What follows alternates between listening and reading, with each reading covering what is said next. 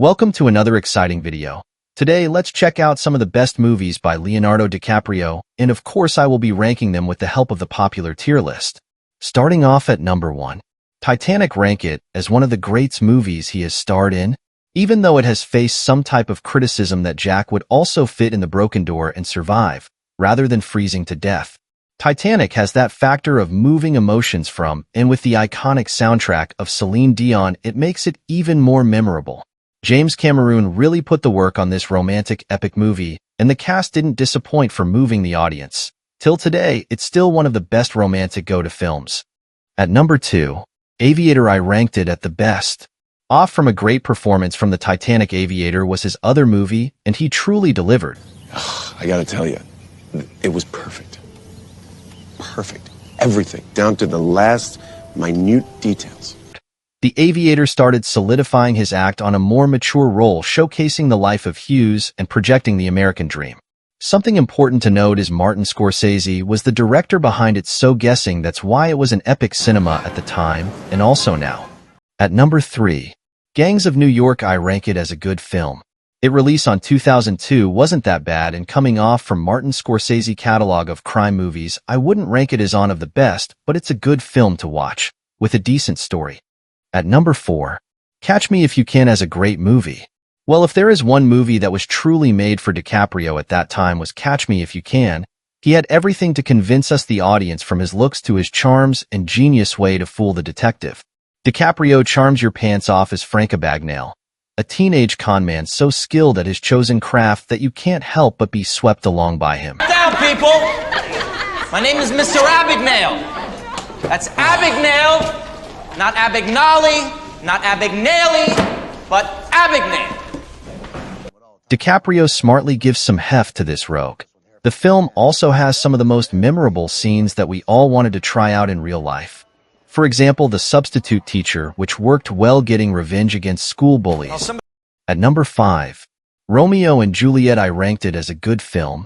Of course, it's a good film and performed very well in the box office in terms of cash flow, as it managed to make $147.60 against a budget of $14.5 million.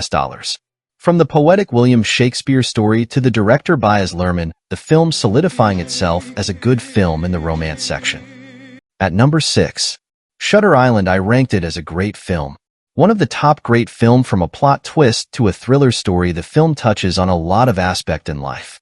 The film is really about exploring the depths of misery and denial churning within this man, and DiCaprio is electrifying in that specific function, conveying all the grief that's eating Teddy alive. No, please, God. Please, God, no! At number 7. Great Gatsby. I ranked it as a good film. As Gatsby, the unattainably impressive man of wealth and status, DiCaprio projects the kind of movie star wattage we just don't see much anymore, at the same time hinting at the romantic duress that renders all his achievements ultimately meaningless. Shut up! You shut up! Shut up! Shut up! At number 8. Django. Ranked as great film. The movie is about slavery and love, but as it goes along we get to appreciate all the characters in the film, from using real blood. All of the actors bringing the film to life. It's one of the greats, and it deserves it. Hey! Now lay your palms flat on that tabletop! If you lift those palms off that turtle shell tabletop, Mr. Come on, stop this, Ava. At number 9. Revolutionary Road. I would rank it as an okay film, not that bad, but an okay film. A reunion from the Titanic saga, this time a different story in which he discovered the hard times of marriage. The two actors did very well in bringing forth one of the best scenes in real-life argument of a married couple. I mean, what the hell are you doing in my house if you hate me so much? Why the hell are you married to me? What the hell are you doing carrying my child? No fine, huh? This no fine. There's no more you get. Bumuy. You know, boys then can use one old rotten AK them against them government troop. At number 10. Blood Diamond. Ranked it as one of the best. For me, the acting and storyline brings forth a very crucial message that got us thinking more about civil war carried out in most African countries containing minerals, The movie sheds light on family affair, struggle for power, and life of the victims who are impacted directly or indirectly by the chaos. Shoot me if you want, but I'm going. But it doesn't matter. I'm dead already. At number 11, Body of Lies, ranking it as a good film. Leo plays a hotshot CIA operative trying to track a shadowy terrorist kingpin through Iraq and Jordan. At the same time, he's burdened with a romantic subplot concerning a Jordanian nurse, Golshifteh Farahani, that's meant to personalize a region's conflicts but more accurately serves as a manipulative plot device once she gets captured by the bad guys.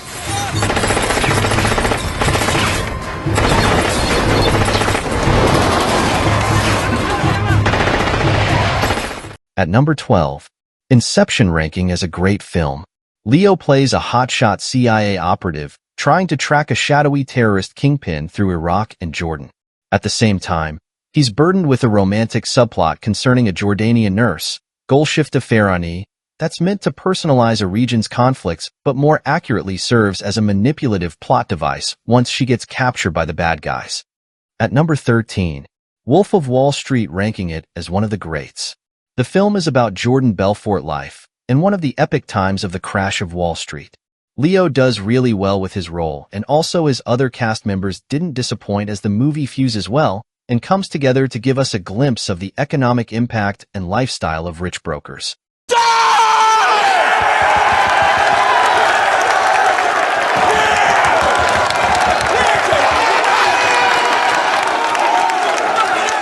At number 14, The Beach. Well, it's not that bad, but I personally ranked it at an okay film.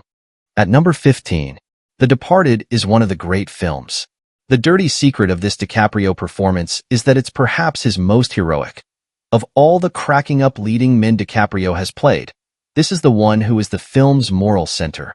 Everyone else in The Departed is out for themselves, in one way or another, but it's DiCaprio's Billy, a devoted cop who thinks he's making a difference even as he's collapsing from the stress of living a life undercover among jackalls, who truly sacrifices for the greater good. And, you know, a lot of good it does him. As far as I can tell, my place is right here on the smart end of this rifle. You move along, Fitzgerald. At number 16, The Revenant. I ranked it as one of the best. It's all about the brutal tale of survival. To be honest, it's one of the film that involved a lot of physical activity rather than the emotional part and the fight to get to civilization. Also to note that it's one of the film that gained him an Oscar award, noting he has other great masterpiece noting from all the list I have made. At number 17, The Man in the Iron Mask, ranking it as a good film. Surrounding the tales of the Three Musketeers, the film is not that bad, but I would regard it as good. At number 18, The Boy's Life, also a good film which involves a relationship between teenage boy and his stepfather, marked as Leo early roles as a youthful kid. At number 19, Marvin's Room, another good film with big cast alongside him, I would rank it at good. At number 20, The Basketball Diaries, ranked it as an okay film, meaning given more time he could have done a more convincing role, but overall it's okay to watch. At number 21, J. Edgar, ranking it as a good film. In most cases the movie could have easily ranked it great, but I believe it didn't really come out perfectly. At number 22, The Quick and the Dead is also a good film considering Leo was a supporting cast member, he played it out pretty well. At number 23, Total Eclipse, also a good film. At number 24, Killers of the Flower Moon is a great film, one of his latest movies, and we all could agree that Leo has become a master in his craft, receiving a 4-star rating and a high IMDb rating. Well, what do you expect when Martin Scorsese and Leo meet up this time with years of experience in their craft, understanding what the audience need and providing it? Oh, don't need nobody. Whoa, whoa. Here I come. Oh, here I come. Oh. At number 25, Once Upon a Time in Hollywood, also a great film. Pair up with Brad Pitt, the movie gives us a decent flow which the pop culture needed at the time. At number 26, Don't Look Up, ranking it as good cinema, also one of the latest film in the category. We hope you enjoyed the ranking. Comment down below on your thoughts. Make sure to subscribe for more.